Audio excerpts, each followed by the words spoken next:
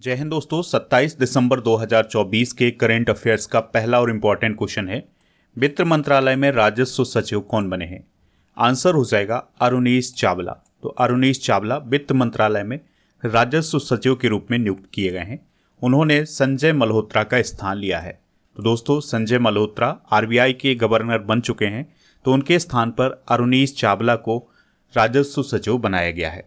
अभी हाल ही में कुछ और महत्वपूर्ण नियुक्तियां की गई हैं, जैसे विनीत जोशी उच्च शिक्षा सचिव बने हैं, अमित अग्रवाल फार्मास्यूटिकल्स के सचिव बने हैं, रचना साह को कार्मिक विभाग का सचिव बनाया गया है, और नीलम सम्मी राव को वस्त्रालय सचिव बनाया गया है, और संजय सेट्टी को अल्पसंख्यक आयोग का सचिव बनाया गया है। तो ये अभी हाल ही में कुछ नियुक्तियां की गई हैं। चलिए कुछ प्रमुख सचिव डिस्कस करते हैं। तो कैबिनेट सचिव कौन है? भारत के टीवी सोमनाथन। प्रधानमंत्री के सलाहकार हैं अमित खरे और तरुण कपूर। प्रधानमंत्री के प्रधान सचिव हैं पीके मिश्रा। रक्षा वित्त सचिव हैं गार्गी कौल। विदेश सचिव हैं विक्रम मिश्री।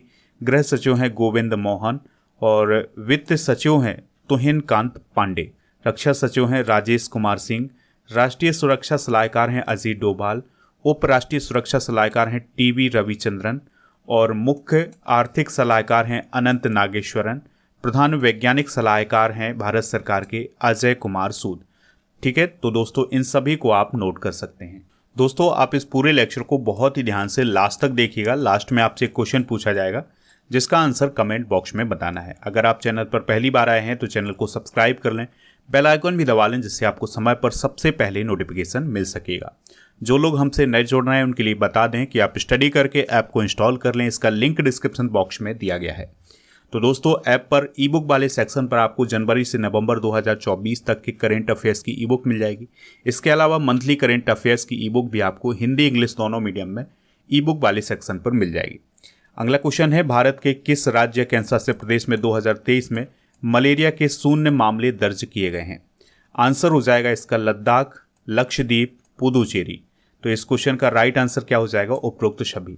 तो 2023 में लद्दाख, लक्षद्वीप और पुदुचेरी में मलेरिया के 0 मामले दर्ज किए गए हैं।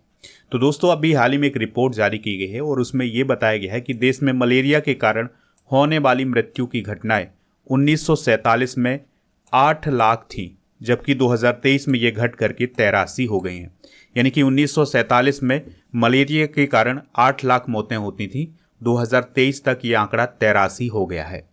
भारत सरकार ने 2030 तक देश से मलेरिया को खत्म करने का लक्ष्य भी रखा है। 1947 में स्वतंत्रता के समय देश की लगभग 22% आबादी मलेरिया से पीड़ित थी, जिसमें सालाना 7.5 करोड़ मामले और 8 लाख मौतें होती थी। और अब ये मौतें कितनी हो गई हैं? 83 हो गई हैं। WHO ने 2024 में भारत को उच्च बोझ वाले देशों के समूह से हटा करके उच्च प्रभाव वाले देशों के समूह में डाला है मलेरिया के क्षेत्र पर। दोस्तों, मलेरिया की बात करें तो मलेरिया प्लाज्मोडियम परजीवी के कारण होता है, और यह मादा एनाफिलीज मच्छर के कारण फैलता है। यानी कि इसको फैलाने वाला कीट कौन है? वो है मादा एनाफिलीज मच्छर। मलेरिया के लिए एक वैक्सीन बनाई गई है जिसका नाम है R21 मैट्रिक्स M। दोस्तों, आपको याद रखना है कि वर्ल्ड मलेरिया डे मनाया जाता है 25 अप्रैल को। ठीक है, तो ये सारे इंपॉर्टेंट फैक्ट नोट कर। अगला क्वेश्चन है, एशियाई युवा और जूनियर भारोत्तोलन चैंपियनशिप 2024 में भारत ने कितने मेडल जीते हैं? तो भारत ने 33 मेडल जीते हैं। तो इन मेडल में से 7 गोल्ड हैं, 16 सिल्वर हैं और 10 ब्रॉन्ज मेडल हैं। तो ओडिशा की जो ज्योत्सना सबर हैं, उन्होंने इस प्रतियोगिता में 3 गोल्ड मेडल जीते हैं। तो इस बात को आप जरूर याद रखें, ये हैं ज्योत्सना सबर। तो इन्होंने कितने गोल्ड मेडल जीते हैं? 3 गोल्ड मेडल जीते हैं। तो जो युवा चैंपियनशिप आयोजित की गई थी, इसमें 13 से 17 साल के आयु के जो वेट लिफ्टर रहे हैं वो शामिल हुए थे। और जो दोस्तों जूनियर चैंपियनशिप हुई थी, इसमें 15 से 20 वर्ष के आयु के वेट लिफ्टर शामिल हुए थे। स्पोर्ट्स की बात हुई है, तो चलिए स्पोर्ट्स से रिलेटेड कुछ इंपॉर्टेंट करेंट अफेयर्स डिस्कस करते हैं। तो रूस के टेनिस स्टार हैं डेनियल सेवलेव, तो उन पर डोपिंग के कारण 2 साल का प्रतिबंध लगाया गया है। भारत ने जूनियर हॉकी एशिया कप 2024 का खिताब अभी हाल ही में जीता है। पीवी सिंधु और लक्ष्य सेन ने 2024 सैयद मोदी इंटरनेशनल टूर्नामेंट का खिताब जीता है। भारतीय रेसलर रितिका हुड्डा ने विश्व सैन्य चैंपियनशिप में गोल्ड मेडल जीता है। अरविंद चिदम्बरम ने चेन्नई ग्रैंड मास्टर्स शतरंज का खिताब जीता है 2024 का। अंडर 19 विश्व मुक्केबाजी चैंपियनशिप 2024 में भारत ने कुल 17 मेडल जीते हैं। 24वीं राष्ट्रीय पैरा तैराकी चैंपियनशिप 2024 में कर्नाटक ने जीत हासिल की है। अगला क्वेश्चन है, हाल ही में किस एयरपोर्ट पर हरित पहल के तहत अपशिष्ट प्रसंस्करण इकाई शुरू की गई है? आंसर हो जाएगा इंदौर। तो दोस्तों, मध्य प्रदेश के इंदौर एयरपोर्ट पर शून्य अपशिष्ट हवाई अड्डा परियोजना शुरू की गई है। यह परियोजना एयरपोर्ट अथॉरिटी ऑफ इंडिया और आस फाउंडेशन इंदौर के सहयोग से संचालित की जा रही है। इसका उद्देश्य है हवाई अड्डे के संचालन में पर्यावरणीय प्रभाव को न्यूनतम करना, यानी कि दोस्तों पर्यावरण के अनुकूल इस एयरपोर्ट को बनाया जा रहा है। दोस्तों, एयरपोर्ट से रिलेटेड कुछ इंपॉर्टेंट करंट अफेयर्स डिस्कस करते हैं। तो नई दिल्ली का जो इंदिरा गांधी इंटरनेशनल एयरपोर्ट है वह fast track immigration trusted traveller programme launch करने वाला भारत का पहला एयरपोर्ट बना है।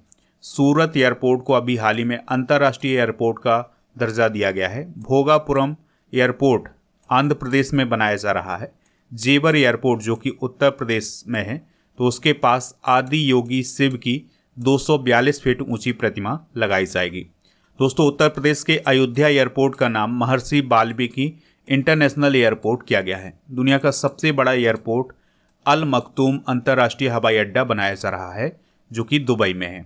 और गोवा के मोपा एयरपोर्ट का नाम मनोहर अंतर्राष्ट्रीय एयरपोर्ट किया गया है। ठीक है, तो ये सारे करेंट अफेयर्स के फैक्ट आप नोट कर लें। अगला क्वेश्चन है, रोड्रिगो रेटो किस अंतर्राष्ट्रीय संगठन के पूर्व प्रमुख थे जिन्हें भ्रष्टाचार के मामले में 5 साल की जेल हुई है?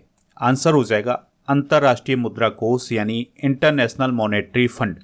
तो इंटरनेशनल मॉनेटरी फंड के पूर्व प्रमुख रोड्रिगो रेटो को भ्रष्टाचार से जुड़े अपराधों के लिए 5 साल की सजा सुनाई गई है। और ये सजा सुनाई गई है स्पेन की राजधानी मैड्रिड की एक अदालत में। रोड्रिगो रेटो ने 2004 से 2007 तक IMF के अध्यक्ष के रूप में काम किया हुआ है। उन्हें 3 मामलों में दोषी ठहराया गया है, इस बात को आप याद रखिएगा। बात करते हैं इंटरनेशनल मॉनेटरी फंड की। तो इसकी स्थापना 27 दिसंबर 1945 को हुई थी। संयुक्त राष्ट्र की यह एक प्रमुख वित्तीय एजेंसी है। मुख्यालय इसका वाशिंगटन DC में है और इसमें 190 देश शामिल हैं और इसका काम है पर्यवेक्षण, ऋण देना, तकनीकी सहायता प्रदान करना।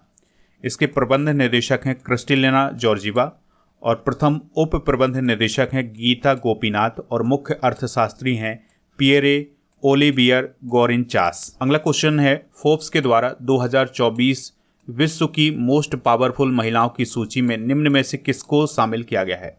आंसर हो जाएगा इसका उपरोक्त सभी। तो दोस्तों, निर्मला सीतारमण, रोशनी नादार मल्होत्रा और किरण मजूमदार शाह को फोर्ब्स के द्वारा 2024 की विश्व की मोस्ट पावरफुल महिलाओं की सूची में शामिल किया गया है। ठीक है, तो निर्मला सीतारमण 28वें नंबर पर हैं, रोशनी नादार मल्होत्रा 81वें नंबर पर हैं और किरण मजूमदार शाह 82वें स्थान पर हैं। ठीक है, तो निर्मला सीतारमण जी के बारे में तो आप सभी को पता है, ये भारत की वित्त मंत्री हैं। फोर्ब्स की इस सूची में पहले स्थान पर कौन है? उर्सुला वॉन डेर लेयन और फिर हैं क्रिस्टीना लेगार्ड और फिर हैं दोस्तों जॉर्जिया मेलोनी। जॉर्जिया मेलोनी के बारे में आपको याद रखना है कि यह इटली की प्राइम मिनिस्टर हैं वर्तमान में। फोर्ब्स की बात करें तो यह अमेरिका की एक व्यापार पत्रिका है और यह 1 साल में 8 बार प्रकाशित की जाती है और इसका हेडक्वार्टर है अमेरिका के न्यू जर्सी में। ठीक है, तो इस फैक्ट को भी आप नोट कर सकते हैं। अगला क्वेश्चन है, अमिताभ चटर्जी किस बैंक के MD और CEO बने हैं? आंसर हो जाएगा इसका जम्मू कश्मीर बैंक। तो दोस्तों, अमिताभ चटर्जी जो कि वर्तमान में SBI के उप प्रबंध निदेशक हैं, जो कि अब जम्मू कश्मीर के नए प्रबंध निदेशक और CEO बनाए गए हैं। उन्होंने बलदेव प्रकाश का स्थान लिया है। दोस्तों, जम्मू और कश्मीर बैंक की बात करें तो इसकी स्थापना 1 अक्टूबर 1938 को की गई थी और यह एक निजी क्षेत्र का बैंक है और इसका मुख्यालय श्रीनगर जम्मू कश्मीर। चलिए दोस्तों, कुछ बैंकों के प्रमुख डिस्कस करते हैं। तो RBI के गवर्नर बने हैं संजय मल्होत्रा। SBI के अध्यक्ष हैं चल्ला श्रीनिवासुलु शेट्टी। बैंक ऑफ बड़ौदा के MD बने हैं देवदत्त चंद और बैंक ऑफ इंडिया के MD CEO बने हैं रजनीश कर्नाटक। बैंक ऑफ महाराष्ट्र के MD CEO बने हैं निधु सक्सेना। कैनरा बैंक के MD CEO हैं के Satyanarayan Raju. Central bank of India के MD CEO हैं मातम वेंकट राव और इंडियन बैंक के MD CEO हैं शांतिलाल जैन और इंडियन ओवरसीज बैंक के एमडी सीईओ हैं अजय कुमार श्रीवास्तव और पंजाब नेशनल बैंक के एमडी और सीईओ हैं अशोक चंद्रा। ठीक है, तो ये सभी आप नोट कर लें।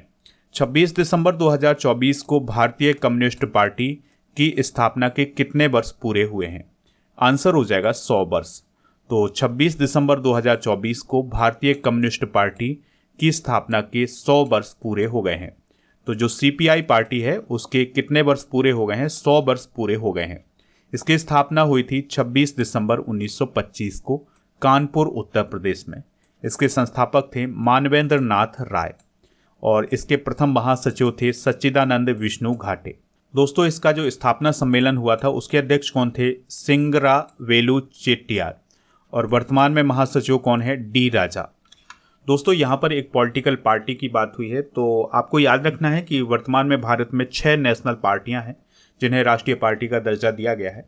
तो पहली पार्टी है आम आदमी पार्टी। इसकी स्थापना नवंबर 2012 में हुई थी। इसके लीडर हैं अरविंद केजरीवाल। दूसरे नंबर पर है बहुजन समाज पार्टी यानी बीएसपी। इसकी स्थापना अप्रैल 1984 में हुई थी। मायावती इसकी लीडर हैं। तीसरे स्थान पर है बीजेपी यानी भारतीय जनता पार्टी। इसकी स्थापना अप्रैल 1980 में हुई थी। इसके वर्तमान में लीडर हैं जेपी नड्डा। चौथे स्थान पर है communist party of India Marxist. इसकी स्थापना नवंबर 1964 में हुई थी। प्रकाश करात इसके वर्तमान में लीडर हैं। इंडियन नेशनल कांग्रेस, इसकी स्थापना दिसंबर 1885 में हुई थी। मल्लिकार्जुन खड़गे इसके वर्तमान में लीडर हैं। फिर दोस्तों नेशनल पीपुल्स पार्टी है और इसकी स्थापना जनवरी 2013 में हुई थी और इसके वर्तमान में लीडर हैं कॉनराड संगमा। अगला क्वेश्चन है, हाल ही में किलाउआ ज्वालामुखी में विस्फोट हुआ है, यह निम्नलिखित में से किस देश में स्थित है? तो यह अमेरिका में स्थित है। कौन सी ज्वालामुखी दोस्तों? किलाउआ ज्वालामुखी। ठीक है, तो किलाउआ ज्वालामुखी में अभी हाल ही में विस्फोट हुआ है और किलाउआ ज्वालामुखी एक एक्टिव ज्वालामुखी है।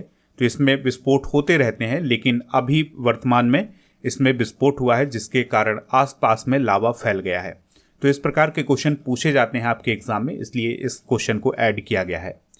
चलिए कुछ इंपॉर्टेंट ज्वालामुखी डिस्कस करते हैं। तो माउंट एटना ज्वालामुखी है इटली के सिसिली द्वीप पर।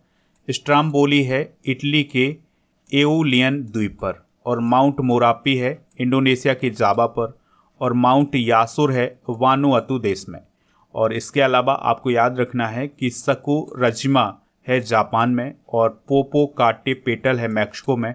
और फ्यूगो है ग्वाटेमाला देश में। अगला क्वेश्चन है, एम.टी. वासुदेवन नायर का निधन हो गया है, वह कौन थे? तो वह एक फिल्म निर्देशक और प्रसिद्ध लेखक थे। तो उनका अभी हाल ही में निधन हो गया है। दोस्तों, इस क्वेश्चन का राइट आंसर क्या हो जाएगा? ऑप्शन नंबर डी यानी बी और सी दोनों। तो प्रख्यात लेखक एम.टी. वासुदेवन नायर का अभी हाल ही में निधन हुआ है। उनका संबंध मलयालम साहित्य से रहा है। उन्हें 2022 में केरल पुरस्कार प्रदान किया गया था और 2013 में साहित्य अकादमी फेलोशिप से भी सम्मानित किया जा चुका है। दोस्तों, हाल ही में हुए कुछ प्रमुख निधन डिस्कस करते हैं। तो सारंगी वादक पंडित राम नारायण का निधन हुआ है। प्रसिद्ध लोक गायिका जिनका संबंध बिहार से रहा है शारदा सिन्हा जी का निधन हुआ है। फैशन डिजाइनर रोहित बल का निधन हुआ है। पीएम की आर्थिक सलाहकार परिषद के अध्यक्ष विवेक देवराय का निधन हुआ है। निजता के अधिकार के मामले में अहम भूमिका निभाने वाले न्यायाधीश के.एस. पुट्टस्वामी का निधन हुआ है। भौतिकीविद डॉक्टर रोहिणी एम. गोडबोले का निधन हुआ है। टाटा सन्स के चेयरमैन रतन टाटा का निधन हुआ है। यूट्यूब की पूर्व सीईओ सुसान बोजस्की का निधन हुआ है। अब हम कल के करंट अफेयर्स को एक बार रिवाइज करते हैं। बिहार के नए राज्यपाल कौन बने हैं? आरिफ मोहम्मद खान।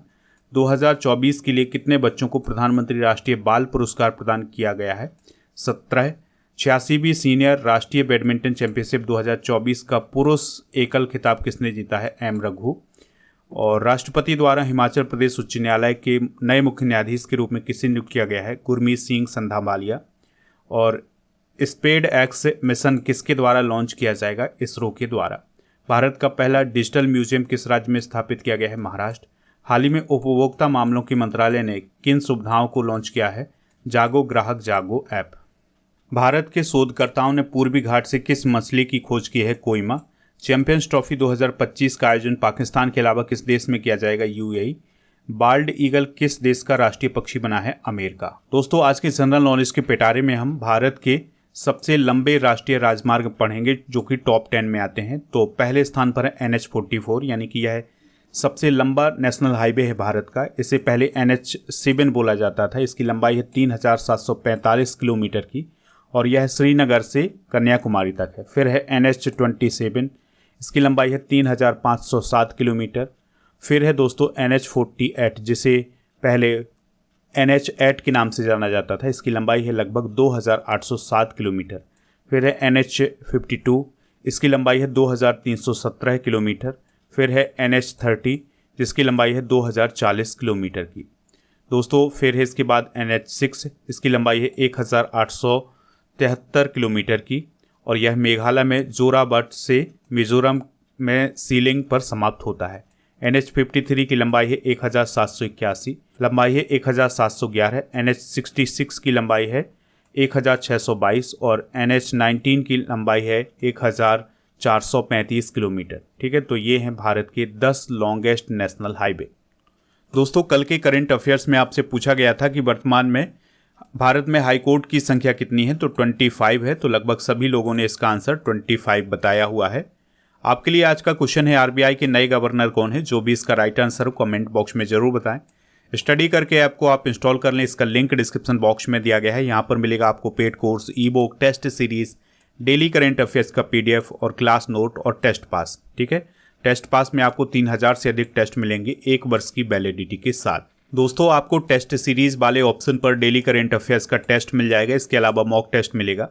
तो जो डेली करंट अफेयर्स का टेस्ट आयोजित किया जाता है उसमें 26 दिसंबर 2024 के विनर कौन कौन है? मयूर, अनिल कुमार, अनिल साहू, हर्ष, दीपक, इसके अलावा करण राज, राजू, शालिनी कुमारी, सुभी और इसके अलावा लक्ष्मीधर।